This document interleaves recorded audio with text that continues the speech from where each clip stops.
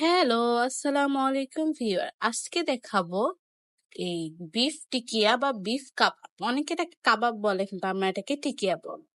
ফার্স্টে গরু মাংসগুলো ছোট ছোট পিস করে কেটে নিয়েছি। বুটের ডাল সিদ্ধ করে ভিজিয়ে রেখেছিলাম। এখানে আদা রসুন, তারপর মাংসগুলো আর কাঁচামরিচ দিয়ে দিব। এখানে আমি এই 4টার মতো এলাচ, জৈত্রিক জায়ফল নিয়েছি, তারপর দারচিনি নিয়েছি আর শাহি গোলমরিচ নিয়েছি।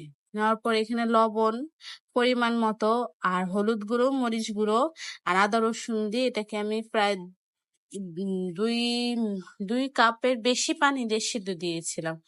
অবশ্যই উপরে কিছু ভারী কিছু দিয়ে সিদ্ধ দিলে একবার মাংসগুলো নরম হয়ে যাবে। এরকম আগে শুকিয়ে গেলে আমি ব্লেন্ড করে নিচ্ছি। ব্লেন্ড করে নেওয়ার পরে এখানে আমি বেরেস্তা ভেজে রেখেছিলাম। বেরেস্তা আর অল্প কিছু লবণ দিয়ে আমি এখন এটাকে ভালো মতো মাখিয়ে নিই। আর এখানে অবশ্যই আপনার ময়দা আছে বা ব্রেড ক্রামস আর না হলে বেসন, এই 3টে ইউজ করতে পারেন, না হলে কিন্তু তেলে দেওয়ার সাথে সাথে সব খুলে যাবে। আমি এখানে অল্প কিছু বেসন নিয়ে এরকম শেপ করে আমি সব টিকিগুলো এরকম করে বানিয়ে নিয়েছি। আর এখানে অল্প কিছু রেখেছি। এখন তেল গরম হয়ে আসলে আমি একটা একটা করে ছেড়ে দিব। আমি এখানে বেরেস্তা তেলটা ইউজ করেছি, আপনারা চাইলে অন্য তেল ইউজ করতে পারেন। এখন লাল লাল করে আমি ভেজে নিচ্ছি। অবশ্যই আপনি জানাবেন আমার ভিডিওটা কেমন হয়েছে। আপনারা কিন্তু সাবস্ক্রাইব করতে ভুলেন না প্লিজ, কাইন্ডলি।